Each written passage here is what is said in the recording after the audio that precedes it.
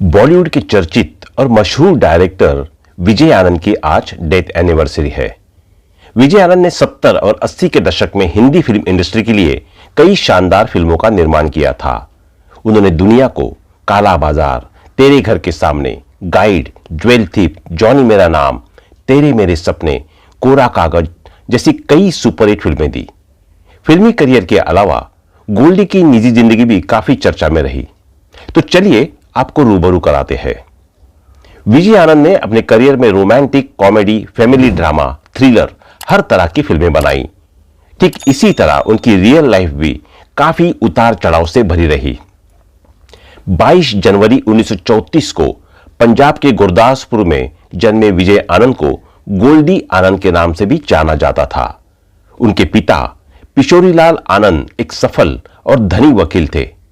वो 9 भाइयों बहनों में से सबसे छोटे थे।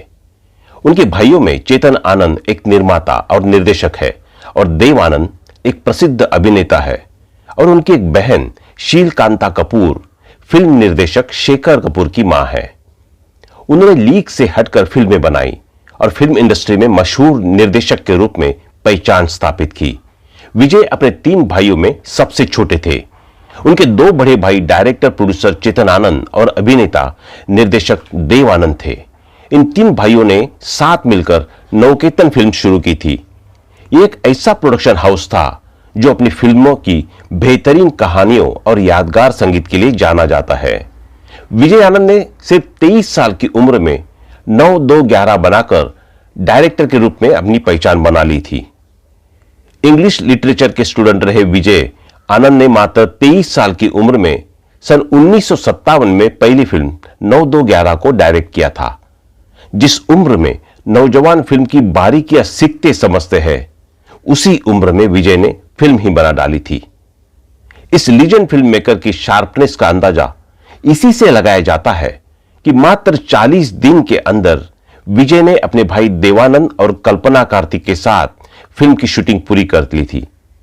यह सब बचपन की संगत का नतीजा था कि फिल्मों को लेकर इतनी कम उम्र में समझ पैदा हो गई थी। इसके बारे में खुद मीडिया को दिए गए एक इंटरव्यू में बताया था। फिल्म गाइड की सफलता के बाद उन्होंने तेरे मेरे सपने 1971 में बनाई, जो नहीं चली। इससे विजय आनंद को गहरा धक्का लगा और वो डिप्रेशन में आ गए।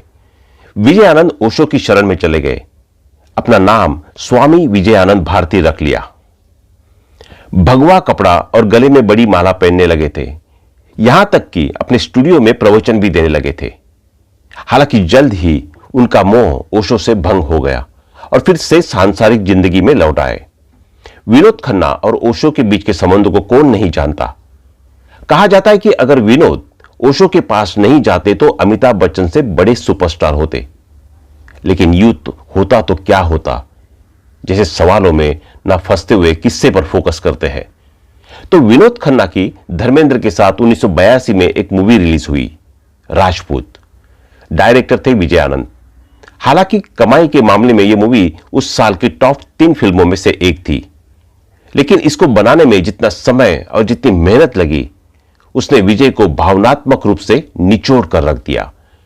डिप्रेशन का फेज शुरू हो गया। जो सवाल गाइड में राजू के मन में पैदा हुए थे, वही उनके मन में भी पैदा होने लगे। उत्तर पाने के लिए वो ओशो की शरण में चले गए। डांस को लेकर गजब का जुनून विजय के अंदर था। मीडिया को दिए एक इंटरव्यू में विजय आनंद ने बताया था कि मैंने जोरा सहगल, कामेश्वर सहगल, मोहन सहगल और गुरुदत्त जैसे लोगों के साथ बचपन बिताया था। बलराज और दमयंती साहनी लगभग हमारे घर में ही रह रहे थे। मेरे भाई चेतन उन्हें बॉम्बे ले आए और जब तक उन्हें रहने के लिए जगह नहीं मिली, वे हमारे साथ ही रहे।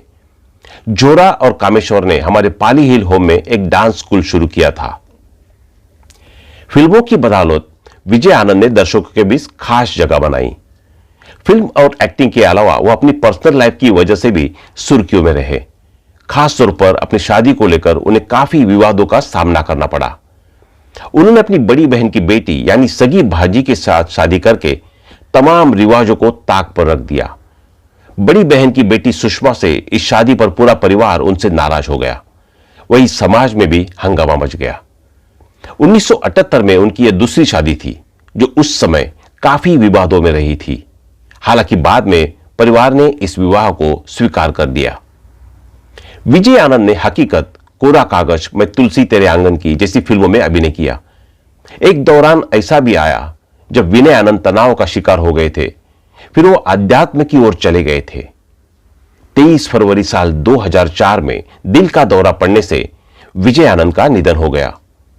आज विजय आनंद हमारे बीच नहीं रहे, लेकिन उनकी अमिट छाप आज भी लोगों के बीच मौजूद है। तो दोस्तों, अभी के लिए बस इतना ही। मिलते हैं अगली वीडियो में। तब तक आप अपना ध्यान रखिए। Bye bye.